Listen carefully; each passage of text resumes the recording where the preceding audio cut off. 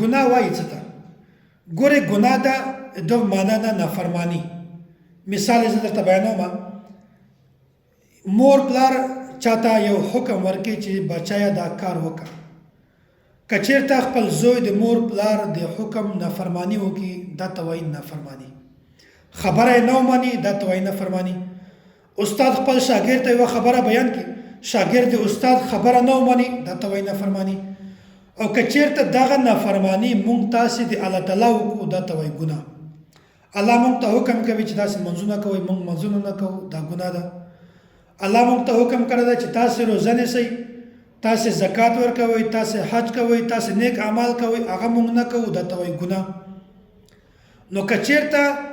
د نافرمانی تعلق د خبرې نه منلو تعلق انسان طرف ته وشي دا ته وایي نافرمانی او که چېرې د الله تعالی طرف ته وشي دا ته وایي ګناه نو د ګناه اوله خرابي د ګناه اول نقصان دا احسان فراموشي ده ناشکري ده او داسې د محسن حقیقي هغه محسن ذات چې هغه مونږ باندې ډېر زیات احسانات کړي دي د هغه حق مونږ نه ادا کوو دا د ګناهو اوله خرابي ده الله تعالی په مونږ باندې دومره زیات نعمتونه راوړي دي لکه څرنګه چې یو ګڼ باران وي د ګڼ باران په شکل باندې الله تعالی نعمتونه په مونږ باندې راځي نو مونږ د الله تعالی د نعمتونو ناشکري کوو الله تعالی مونږ تاسې جوړ کړي یو د سر نه ونیسه د پښې د نوکانو پورې د هر شی د الله تعالی د طرفه نه یو نعمت ده انسان ته الله تعالی دماغ ورکړی ده انسان ته الله تعالی سترګې ورکړي دي داسې الله تعالی انسان ته پزه ورکړې ده خوله یې ورکړې ده لاسونه یې ورکړي دي زړه یې ورکړې ده داسې الله تعالی انسان ته پښې ورکړي دي دا هر شی د الله تعالی د طرفه نه یو غټ نعمت ده د دغو نعمتو پته مونږ ته هلته لګېږي چې کله د مونږ تاسې لاس خراب شي یا د مونږ تاسې پښه خرابه شي یا د مونږ تاسې سترګه خراب شي یا د مونږ تاسې غوږونه خراب شي بیا به مونږ تاسې ته د دغه نعمت احساس کېږي که نه بیا مونږ ته د دغه نعمتو احساس کله هم نه کېږي یو انسان د بالکل صحیح سلامت ته په جسم باندې بالکل روغ ده دغه ته د الله تعالی د نعمتو احساس کله هم نه کېږي او که یو سړی داسې وي چې هغه ړوند وي ده ته ووایه چې ګوره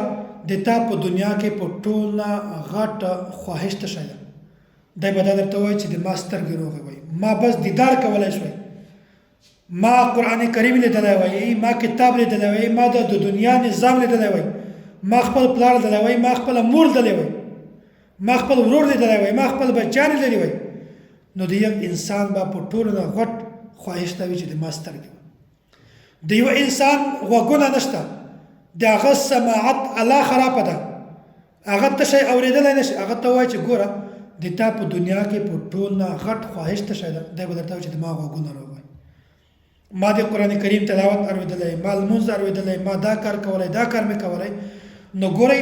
انسان ته د نعمتو قدر هلته میلاویږي چې کله د انسان سره هغه نعمت ختم شي نو مونږ په دې باندې د الله تعالی شکریا ادا کوو چې الله تعالی مونږ ته څومره نعمتونه راکړي دي مونږ په هر نعمت د الله شکر ادا کوو نو الله تعالی مونږ ته دومره نعمتونه راکړي دي بیا هم مونږ احسان فراموشي کوو بیا هم مونږ د الله خبره نه منو الله تعالی مونږ ته صرف دومره خبره راکړې ده چې ګورې تا ته مې عقل درکړی ده په عقل باندې غلطې خبرې سوچ کله هم مه کوه غلط سوچونه مه کوه تا ته ما سترګې درکړې دي په دغو سترګو بدنظري مه کوه تا ته ما ژبه درکړې ده په دې باندې غیبت مه کوه غلطې خبرې مه کوه تا ته ما غوږونه درکړي دي په دې باندې غلطې خبرې مه اوره لاسونه مې درکړي دي په دې لاسو باندې غلط کار مه کوه پښې مې درکړي دي په دې پښو باندې غلط کار ته تګ مه کوه نو الله تعالی په مونږ باندې دومره احسان کړی ده مونږ بیا هم د احسان ناشکري کوو احسان فراموشه یو د یو محسن حقیقي حق دا مونږ نه ادا کوو مونږ ته صرف دا وایي چې ته لمونځ کوه مونږ لمونځ نشو کولی الله تعالی مونږ ته دا وایي چې تا ته مې ټول نعمتونه درکړي دي هېڅ هم نه درنه غواړم خو لمونځ کوه روژه نیسه زکات ورکوه حج کوه دا عمل کوه مونږ دا نشو کولی نو د ګناهو اوله خرابي د احسان فراموشي هر انسان ته پکار ده چې الله تعالی کوم نعمتونه ورکړي دي په هغه کې د غور او فکر کوي چې الله دا نعمت ته راکړی دی، زه په دې نعمت باندې د تا شکریه ادا کوم. بیا به دا سړی کامیابي. او که چېرته د الله تعالی په نعمتو باندې شکریه نه کړي ادا، ناشکري ادا کړي، بیا دا سړی انسان کله هم نشي کامیابي.